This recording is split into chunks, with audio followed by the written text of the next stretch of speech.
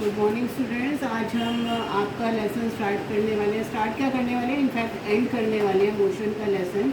और मोशन के लेसन में जो आपने सारी चीज़ें पढ़नी हैं उसमें आपने मेन इंपॉर्टेंट थिंग्स पढ़ ली हैं। आपने फ़िज़िकल क्वांटिटीज़ कुछ पढ़ ली हैं और फिज़िकल क्वांटिटीज़ में आपने स्केलर वेक्टर्स क्वांटिटीज़ पढ़ ली हैं। स्केलर वेक्टर आप जानते हैं कौन कौन से थे कि एक में डायरेक्शन है, एक में डायरेक्शन नहीं है।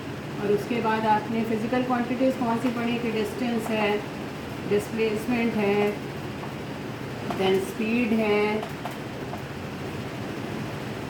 वेलोसिटी है। अब इनमें आप सबने डिफरेंस भी पढ़ लिया कि डिस्टेंस जो है इसमें आपका मैग्नीट्यूड है लेकिन डायरेक्शन नहीं है, मैग्नीट्यूड ओनली।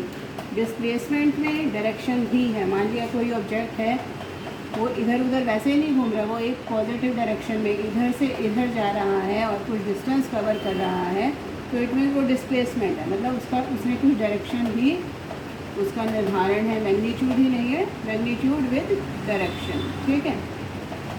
देन आपका स्पीड है। स्पीड आप सब जानते हैं, 8 से पढ़ते आए हैं। मैं आपको रिवीजन कराने में आप ये सब पढ़ चुके हैं। डिस्टेंस अपॉन टाइम, ये आपका स्पीड है।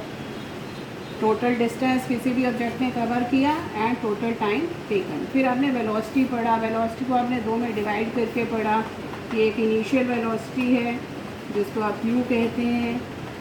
हम बड़ा नाम नहीं लिखते हैं, बार बार इनिशियल वेलोसिटी नहीं लिखते हैं, यू लिख देते हैं।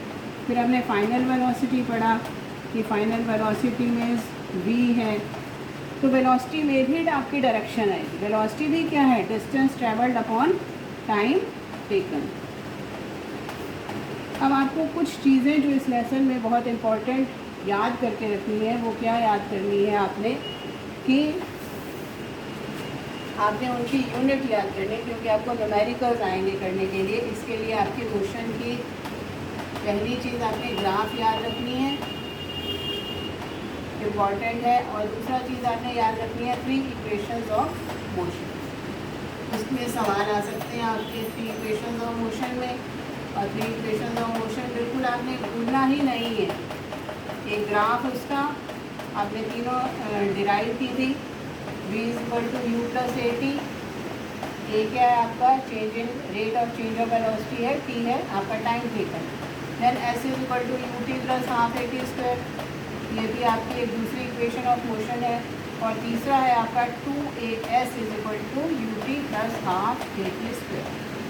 और इन तीनों को आपने डिराइव किया था। डिराइव कैसे किया था, आपने एक ग्राफ बनाया था और उस ग्राफ में आपने वेलोसिटी टाइम ग्राफ बनाया था। और आपने क्या किया कि आपने कहा कि एक ऑब्जेक्ट है और उसका इनिशियल वेलोसिटी 0 नहीं है, वो यहाँ तक पहुँच गया है, तो उसको आपने नाम दे दिया था a। और a से फिर कुछ डिस्प्लेसमेंट हुआ, एक ऑब्जेक्ट ने टाइम ट्रैवल किया इतने यहाँ से लेकर यहाँ तक, और फिर आपने उसको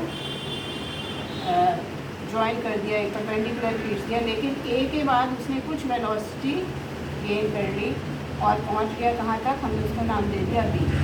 बी से आपने एक परपेंडिकुलर खींच लेना है नीचे तक, उसको हमने नाम दे दिया सी और यहाँ दे दिया डी। बी से फिर आपने एक परपेंडिकुलर खींच लेना है वाई एक्सेस पर और नाम दे दिया ई। अब जब भी आप करेंगे, ये आपका पूरा टाइम जो डिस्टेंस आपका ट्रैवल है यहाँ से यहाँ तक, OABC, इन तीनों इक्वेशन को आपने डिराइव किया था। फिर कुछ ग्राफ जो आपके इम्पॉर्टेंट हैं, वो ग्राफ हम फिर से एक बार रिवाइज कर लेते हैं ग्राफ को कि यूनिफॉर्म वेलोसिटी के हैं या किस तरह के हैं। देखिए, अगर आपने लेना है यूनिफॉर्म मोशन, तो आपका यूनिफॉर्म मोशन का कहाँ से जाएगा, यूनिफॉर्म मोशन में डिस्टेंस आपकी दिया भी हुआ है, आप रिवाइज कर सकते हैं टाइम। जब बिल्कुल इक्वल इंटरवल्स ऑफ टाइम में इक्वल डिस्टेंस कवर करते हैं तो कहते हैं यूनिफॉर्म मोशन। फिर आपका आ जाता है जब ऑब्जेक्ट रेस्ट पे होता है, मतलब यहाँ से यहाँ तक, इसको मत कंसिडर करिए। डिस्टेंस एंड टाइम, ठीक है, ये आपका हो गया ऑब्जेक्ट एट रेस्ट। आपको एक एक नंबर के 1 मार्क के क्वेश्चन आ जाते हैं कि ये जो ग्राफ दे रखा है इसमें क्या है, आप कहेंगे कि ऑब्जेक्ट एट रेस्ट है। इसी तरह से और ग्राफ आ जाते हैं कि नॉन यूनिफॉर्म मोशन है वो आपका कर्व में आ जाएगा, तो that is non uniform motion.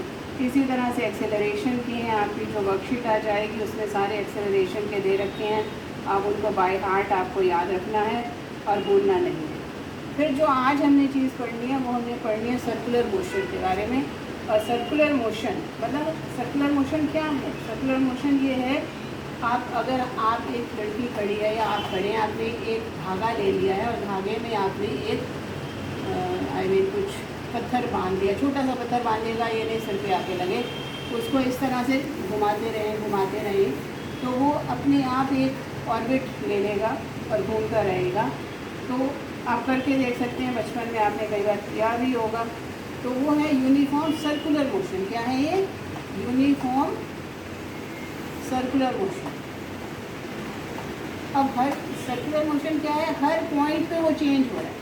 मान लिया आपके पास एक ट्रायंगल है, ठीक है, आपके पास ट्रायंगल यानी कि कुछ भी, आप यहाँ से चलते हैं, यहाँ पर अपनी पोजीशन बदल देते हैं, फिर स्ट्रेट चलते हैं, फिर यहाँ पे अपनी पोजीशन बदल देते हैं, यहाँ आ जाते हैं। इसी तरह से एक रेक्टेंगल है, यहाँ से चले, यहाँ पहुँचे सीधा, फिर पोजीशन चेंज कर दी, फिर यहाँ पोजीशन चेंज कर दी, यहाँ कर दी।